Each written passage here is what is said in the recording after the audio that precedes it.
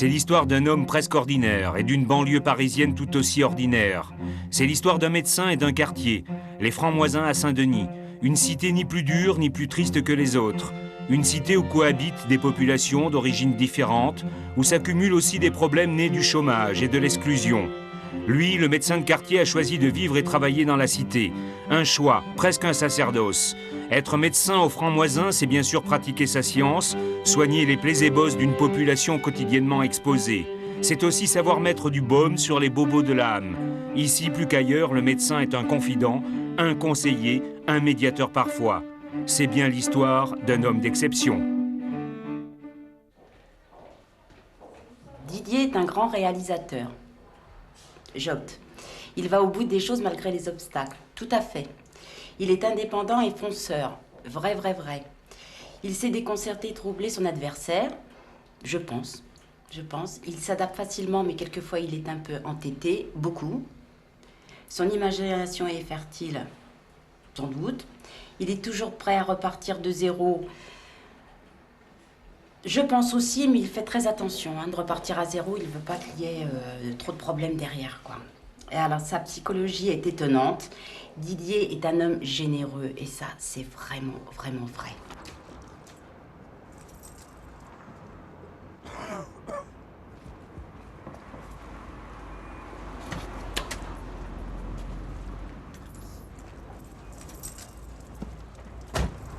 Didier Ménard est médecin généraliste. Depuis 19 ans, il exerce son métier à Saint-Denis. Nous sommes à 2 pas du Stade de France, dans la cité du Franc-Moisin. C'est là que Didier Ménard a installé son cabinet, au cœur de ce quartier réputé sensible. Il y a quelques mois, cette cité s'est retrouvée à la une des journaux après des affrontements violents entre des jeunes et la police. Ici, Didier Ménard est un médecin heureux. Un retour aux sources pour ce fils d'ouvrier qui a grandi dans une cité de la banlieue parisienne et a longtemps hésité entre le métier de marin et celui de médecin. Dans ma cité, il y avait la mère d'un copain qui me dit « Alors Didier, bon, on discute » et je lui dis que je n'étais pas sûr de reprendre médecine. Et alors là, je me suis fait passer un savon. Comment c'est pas possible, mais c'est pas vrai, tu peux le faire. Et son argument a été « Mais donc on n'aura jamais des gens qui nous comprennent qui font ce métier ». Alors ça m'a dit « Tiens, ça donne une motivation et tout compte fait, ça m'a aussi beaucoup aidé. » Le déclic, comme on dit. Et c'est la raison pour laquelle, quand j'ai trouvé à m'installer, comme par hasard, ce qui n'est donc pas un hasard, je me suis retrouvé dans une cité. Vas-y. Vous avez dormi ici alors? Vous avez campé? Allez-y, rentrez, asseyez-vous.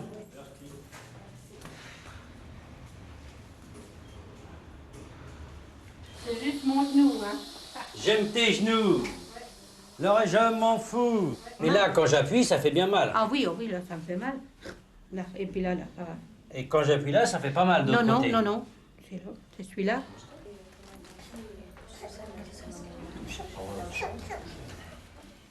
J'ai de plus en plus de patients qui sont dans la précarité. Les gens qui arrivent dans la cité sont des gens qui ont déjà des histoires sociales très très lourdes. Et toutes les personnes qui arrivent un petit peu à se sortir socialement, à grimper, comme on dit, dans l'échelle sociale, à retrouver un travail, un salaire, 2 salaires, la première chose qu'ils font, c'est quitter la cité. Donc, il y a une paupérisation globale de la cité, il y a une augmentation des problèmes sociaux, il y a une aggravation de la nature de ces problèmes sociaux, les grossesses chez les adolescentes, les violences, bon, toutes ces choses-là. Tout ce qui va faire un petit peu, qui est le corollaire d'une certaine misère sociale. Il est en pleine forme ce bébé. Bon, et toi, comment tu vas? Ça va. Ça va? Ça, pour faire des calipettes, il fait des calipettes. Ouais, t'as vu ça? Quand le bébé va naître, tu vas habiter où? Je sais pas. J'ai fait la demande. Tu sais pas où tu vas habiter? Non, j'ai fait la demande, mais j'attends une réponse. Bon, tu sais ce que tu vas faire? Tu vas aller à la SOS, association. Tu connais l'association bâtiment 4? Tu vas aller voir une habitante relais. Tu en connais pas, Françoise, Claude ou Arlette? Tu avais déjà été les voir une fois, non? Tu vas leur demander, voir s'ils peuvent pas t'aider pour intervenir auprès du bailleur pour avoir l'appartement avant l'accouchement. Je pourrais très bien dire, je fais mon ordonnance, après, ça ne me regarde plus. En fait, ce n'est pas vrai. Il faut que je puisse analyser qu'est-ce qui va être possible de faire. Donc, de m'intéresser, en fait, à la situation sociale des gens. Et dans ce travail, je m'aperçois alors qu'il va y avoir des problèmes. Cet après-midi, on a vu une jeune fille qui était enceinte. J'ai bien expliqué, parce que je connais bien le problème, que j'ai très peur que lorsque l'enfant va naître, elle va être dans une situation sociale difficile qui va se dégrader parce que les choses n'auront pas été préparées à l'avance. Si je dis ça, si j'insiste avec elle, c'est parce que, bien sûr, j'ai une expérience antérieure. Donc, de me projeter un petit peu dans cette histoire-là. Mais là, je suis dans mon rôle de médecin, parce que sinon, ça pas de, je peux faire la plus belle des ordonnances, je peux faire le plus beau des diagnostics. Si je n'arrive pas, si les gens suivent pas peuvent pas avoir accès à ce que je propose, ça n'a pas de sens. Je vais raconter une toute petite histoire qui m'a fait vraiment, moi, complètement comprendre qu'ici, il y avait quelque chose de différent. Je venais de m'installer.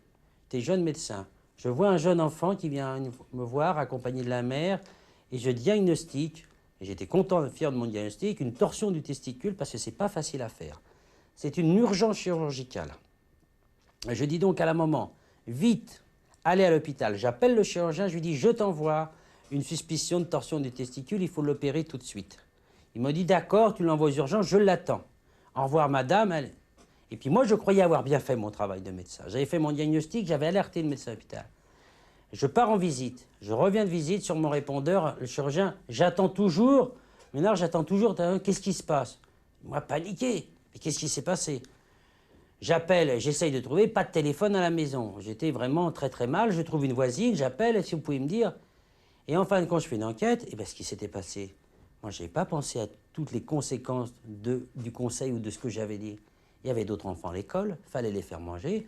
La mère, elle a été chercher d'autres enfants à l'école, elle les a ramenés, elle les a fait manger. Il n'y avait pas de voiture, les voisins n'avaient pas de voiture, elle n'avait pas le téléphone. Elle a pris son autobus et est arrivée dans l'après-midi à l'hôpital. Il était trop tard.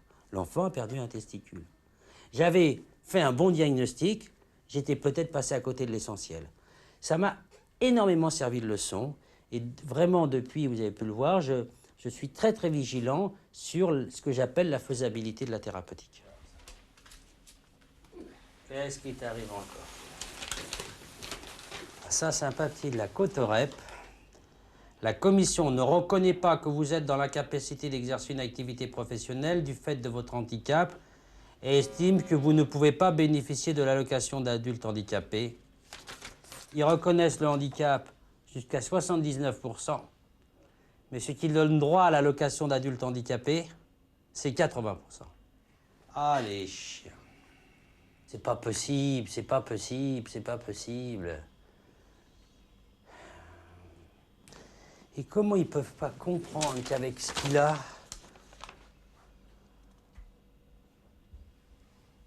je suis sûr qu'ils savent même pas ce que c'est que t'as. Si on refuse et si les gens contestent pas, c'est toujours ça de gagner. J'espère que c'est pas comme ça que les gens réfléchissent. C'est des droits qui sont inscrits dans la loi. Les gens qui gèrent la Cotorep, j'espère qu'ils ne gèrent pas ça en disant l'objectif c'est de faire des économies, pas de dépenser l'argent.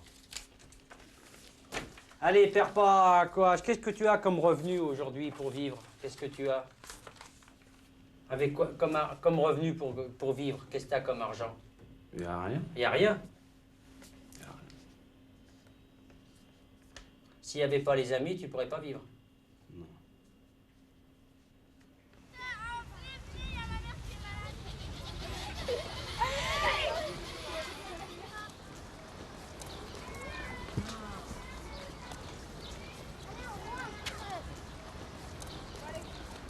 Bonjour. Ça va? Ça va, ça va. Il est là le malade? Alors, c'est Gambette. Qu'est-ce qu'elles nous disent?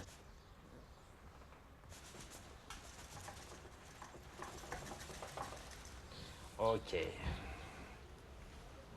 Non, mais on va essayer de se mettre debout, voir ce que ça donne. En Tunisie, c'est tout. Voilà, c'est ça. Ouais. Et ça dure. Et après, ça se calme et on peut. J'arrive pas à marcher, j'arrive pas à lever bien. C'est lourd. C'est lourd. C'est lourd, ouais, mais j'ai pas de force pour je tape. Ouais. Par terre, ça tremble beaucoup. Ouais. Ouais. Ok, bah, vous pouvez vous rasseoir là.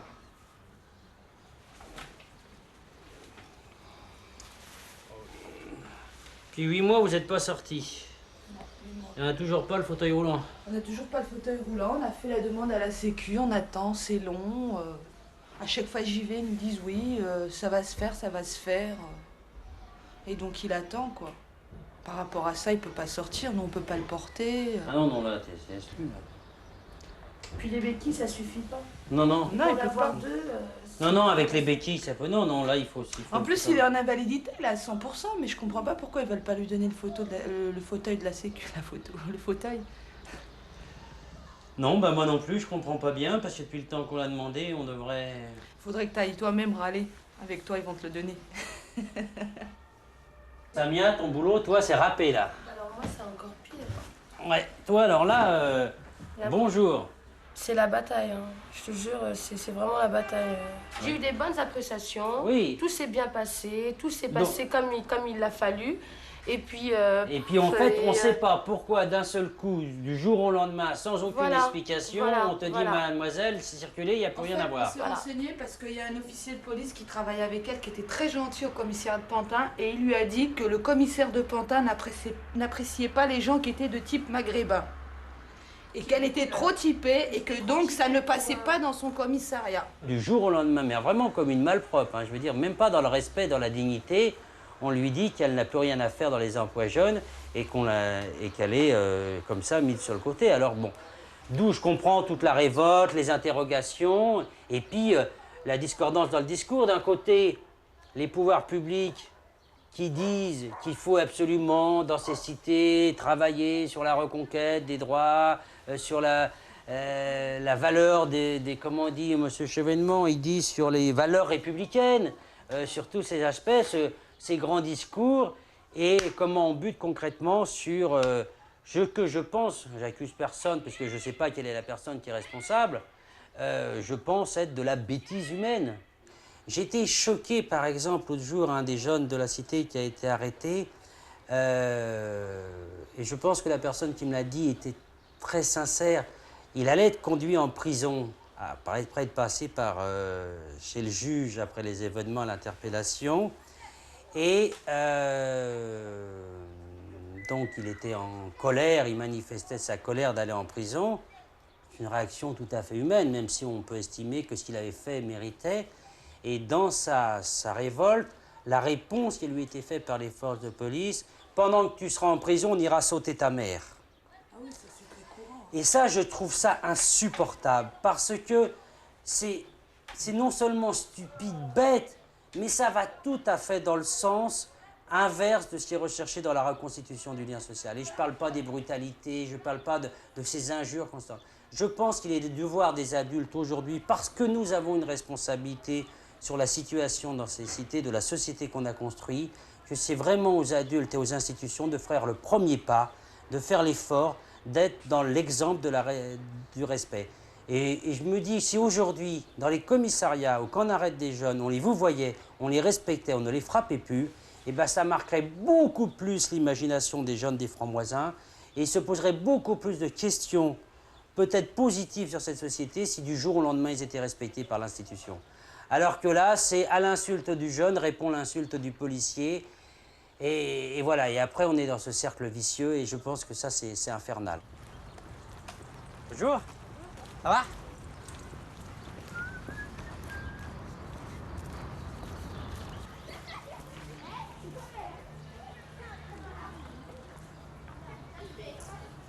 Notre association, ça fait vraiment 3 ans où on est sur le quartier et on travaille avec les gens du quartier.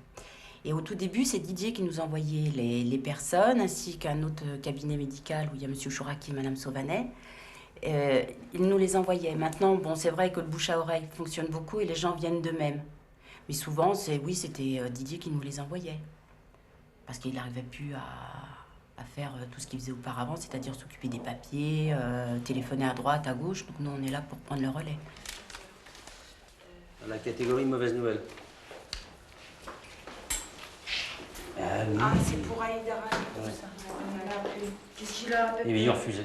Allez, c'est pas vrai. Tu peux le dire, les... Il faut faire un recours. Ouais, il m'a appelé. Oh, du loup. Oh, mais c'est pas possible, ça. J'ai piqué ma crise hier. On était sûr que c'était fait et tout. Bah, ça avait été fait parce qu'il y en a eu versé. Par contre, C'est le renouvellement qui a été... Ouais, c'est le renouvellement qui a été. Bah, je vais lui faire une lettre de recours. Il faut se battre là-dessus, hein. Bah oui, parce que C'est absolument scandaleux. Il est vraiment... Bah oui, il a vraiment besoin d'une allocation. Mais ils l'ont pas convoqué, hein, pour le renouvellement. C'est ça qui m'étonne. C'est sur dossier. Quand ils renouvellent. J'y comprends rien non plus. Comment ils peuvent lui avoir donné d'un seul coup penser que ce mec a guéri pour plus être handicapé et puis avoir son allocation? C'est pas possible. Bon bah attends, t'inquiète pas. T'inquiète pas. Tu vas voir. Merci Arlette. Je m'inquiète pas.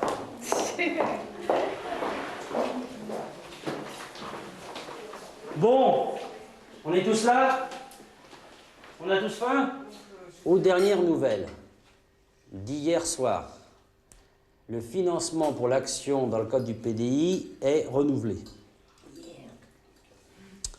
Pour l'instant, à la hauteur des 780 000 francs. Et nous devrions avoir incessamment sous peu un papier pour déposer à la banque disant que vraiment on va avoir cet argent. En principe, la paye devrait être faite pour le mois de mai. Et le mois de juin. Non, non, mais faire la paye, c'est une chose. Faire la paye, c'est une chose. Que les comptes soient accrédités, c'en est une autre. Il y a un petit côté Shadok dans l'association. J'ai pas vu les choses sous cet angle-là, mais maintenant que tu dis, effectivement. On pompe. Ce qui me fatigue le plus aujourd'hui, c'est pas l'activité de médecin au Franc-Moisin. Ce qui est le plus fatigant, le plus épuisant, le plus déroutant, c'est la recherche des subventions. Et puis il y a une question de fond quand même qui se pose. Nous participons effectivement à résoudre les problèmes sociaux. Mais nous nous posons la question aujourd'hui, est-ce que, par rapport à l'injustice que vivent ces populations, nous ne sommes pas aussi, d'une certaine manière, complices d'un contrôle social? C'est-à-dire que, en empêchant l'expression d'une certaine révolte, en solutionnant les problèmes, est-ce qu'on ne concourt pas à étouffer quelque chose qui, quand même, serait légitime? C'est le fait que les gens de ces quartiers crient leur révolte contre l'injustice dans laquelle ils sont victimes.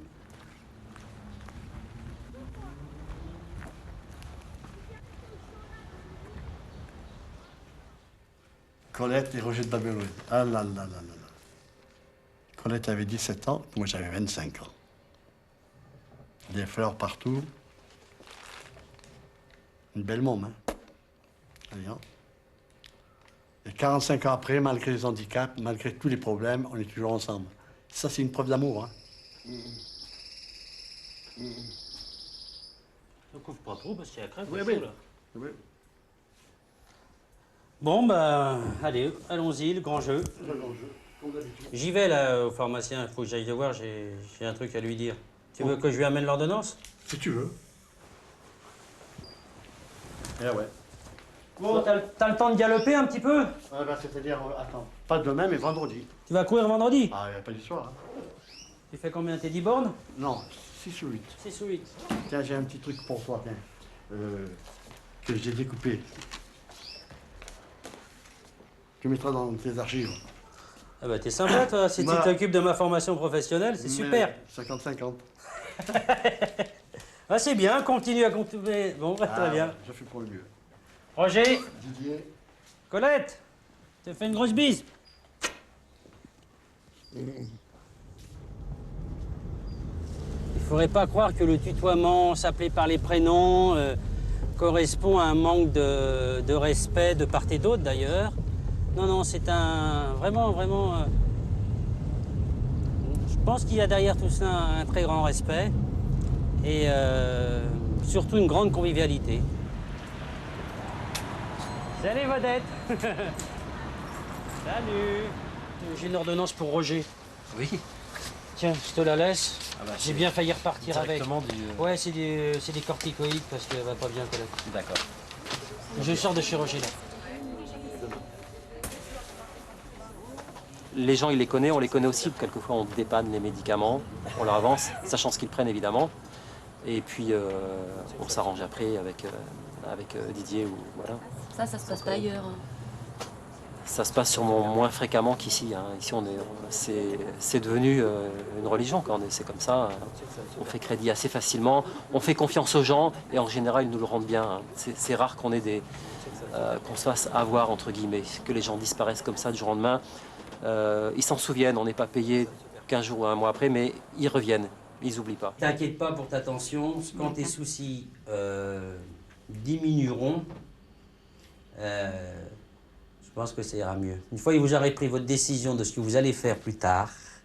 Je cherche du boulot pour l'instant. Sophia, je te connais suffisamment, je sais que tu ne seras pas bien tant que tu n'auras pas pris ta décision. Ah, depuis le temps qu'on se connaît. Ah, dis pas ça comme ça.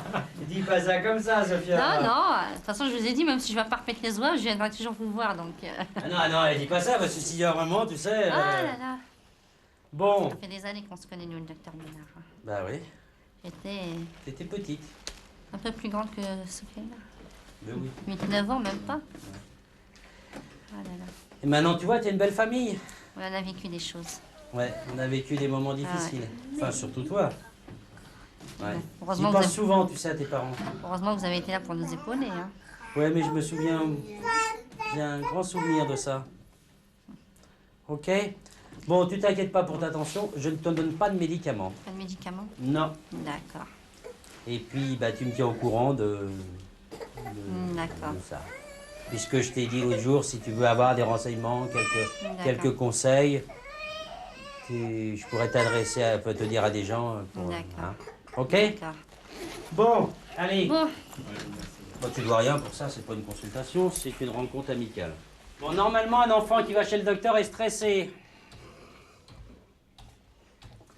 Normalement, Lisa, arrête. L'enfant a peur du docteur. Cécile va t'asseoir.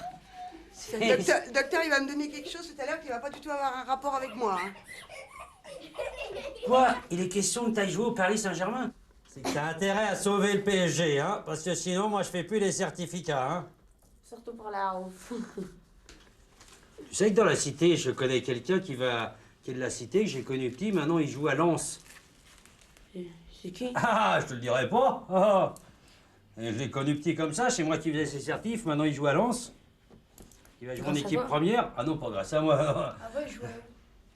Avant, il a joué à Saint-Leu. Il était à Saint-Leu, là. Ah, attends. Ah, je sais c'est qui. Bâtiment neuf? Je sais pas, moi je te dirai pas son nom. Allez, viens. Tu le connais? C'est qui? Je connais, je te dis. En compte, au moins un, on finira peut-être par avoir des bons footballeurs. Dans ce cabinet médical, j'ai vu des jeunes un peu plus vieux pleurer et me dire qu'ils vont pas bien. Ils me racontent leur peine, leur misère, leur souffrance. Ils me disent qu'il n'y a que au cabinet médical qu'ils peuvent pleurer. Ils me disent ces choses-là, donc je suis dans leur intimité, ce qui fait une certaine compréhension de leurs problèmes. Mais c'est vrai que ce sont des jeunes qui exercent une violence à autrui. Et alors, comment aujourd'hui intervenir dans la citoyenneté? Comment leur rappeler les règles? Ils acceptent tout à fait l'idée que je donne la règle, que je dis ce qui est bien et pas bien. Mais en fait, ils le savent aussi bien que moi. Donc, moi, je suis plus là pour les aider dans leur souffrance que pour leur expliquer ce qui est bien et mal. De toute façon, ils savent bien. Ce qui me fait beaucoup souffrir, moi, c'est quand ils me disent leur incapacité à construire l'avenir et qu'ils voient leur avenir à la journée, à l'heure, des fois. Qu'est-ce qu'on va faire dans l'heure? Le reste, quand on se projette dans l'avenir, ils sont incapables de se projeter dans l'avenir. Et un jour, et ça m'a fait beaucoup de mal, les jeunes, on était tous réunis, je suis arrivé, ils étaient tous réunis, j'ai donc serré la main à tout le monde. Et puis il y en a un qui me dit « Eh Ménard, on va te poser une question.